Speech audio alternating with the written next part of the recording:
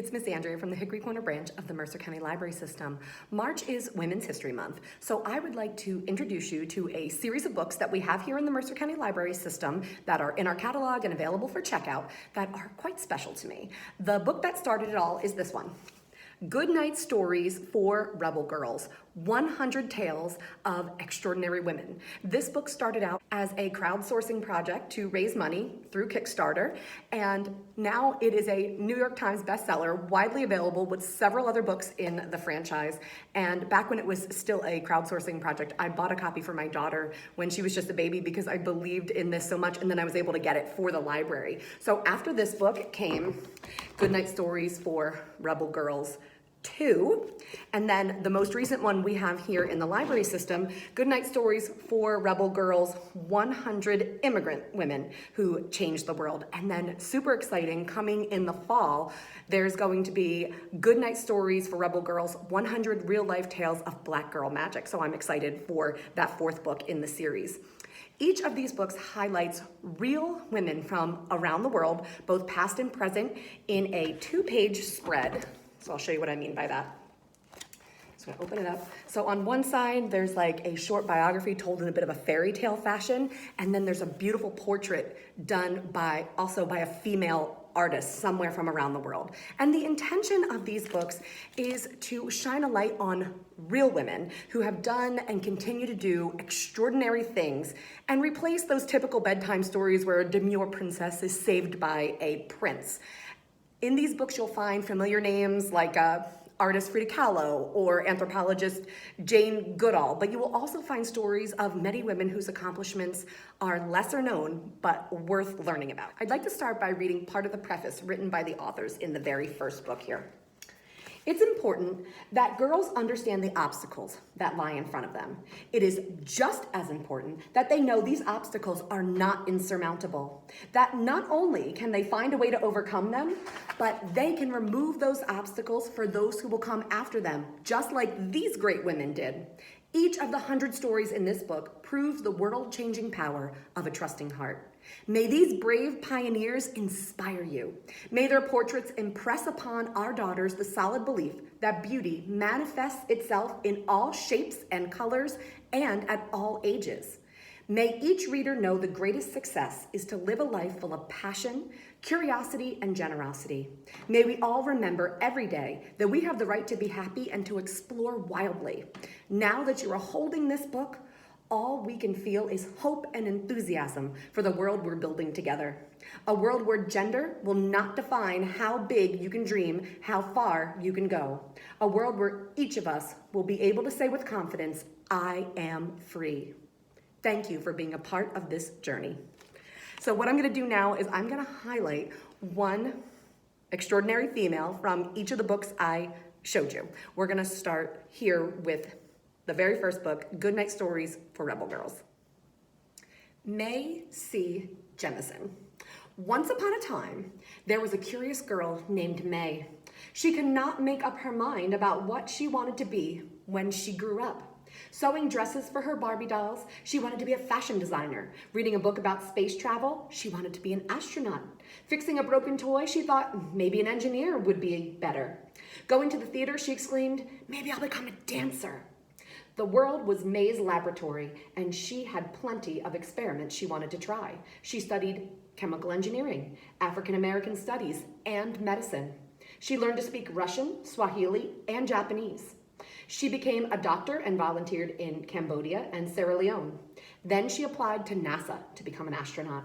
May was selected, and after 1 year of training, she was sent to space aboard a space shuttle. She carried out tests on other crew members. Since she was not only an astronaut but also a doctor, her mission was to conduct experiments on things like weightlessness and motion sickness, which can be quite a problem when you're floating upside down in outer space.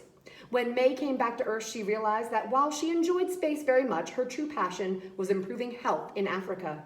So she quit NASA and founded a company which uses satellites to do just that. May Jemison was the first African-American woman in space. The next extraordinary woman I would like to highlight comes from the second book, Goodnight Stories for Rebel Girls 2. Buffalo Calf Road Woman. Once upon a time, there was a girl who saved her brother during a battle. She was Cheyenne, and her name was Buffalo Calf Road Woman. At the time, settlers and government soldiers were determined to steal the land of the Native Americans who were its original inhabitants. As General George Crook led his troops across the Great Plains toward her village, Buffalo Calf Road Woman took her gun, leapt onto her horse, and joined the Cheyenne men to fight.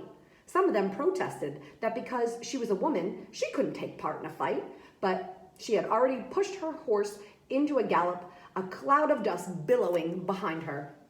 The battle was raging when she suddenly spotted her brother comes in sight, trapped in a gully and surrounded by Crook's soldiers. Fearlessly, Buffalo Calf Road Woman sprinted down the ditch with bullets flying all around. She pulled her brother onto her horse and they galloped off together to safety. It was a breathtaking rescue. The other warriors couldn't believe their eyes.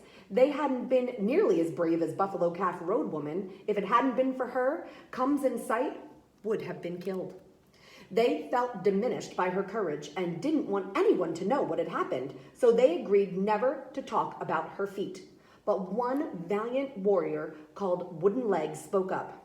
It's because of him that today we know the wonderful story of one of the bravest warriors in the West, Buffalo Calf Road Woman. The last story I'm going to share with you is from our most recent book in the Rebel Girls series, Goodnight Stories for Rebel Girls, 100 Immigrant Women Who Changed the World. And I'm going to be reading you the story of Raina Duong. Once there was a girl who believed all people should be treated with respect, no matter their abilities. Before Raina turned 3, her family left Vietnam as refugees and moved to the United States, where her little brother Sang was born. Sang was born with Down syndrome, and Raina did her best to look out for him. Their childhood was not easy, but Raina's happiest times were helping her mother in the kitchen. Her mother made meals from scratch, including broth, which took 2 whole days. When their parents passed away, Raina became Sang's guardian. To help her and her brother feel less sad, Raina cooked familiar meals that reminded them of their mother. The experience inspired Raina to open a sandwich shop in her mother's honor. Raina filled the menu with delicious banh mi, but sharing good food wasn't her only purpose. Raina wanted to run a business where her and Sang could work together. She wanted to show her community that people with Down syndrome deserve the opportunity to work just like everyone else. Today, Sang and many other people with differing abilities work in Raina's restaurant. And once a year on World Down Syndrome Day, the restaurant throws a big party. For Raina, it's a celebration of the brother she loves and the hope she has for a more welcoming world. I hope that you enjoyed those 3 tales about those 3 extraordinary women, and I hope that you visit the Mercer County Library System catalog by going to www.mcl.org and putting these books on hold so you can read about all the other extraordinary women featured in these books. Now, before I go, I just want to show you something that's in the back of each book. The authors are encouraging readers to write their own story and draw their own portrait. Now, of course, this is a library book, so we don't want you to write or draw in a library book, but you can make a photocopy of this page or you can get a plain sheet of paper and do it. And we would love to see it. So tag us on social media at MCLSNJ. Bye, everyone. Happy Women's History Month.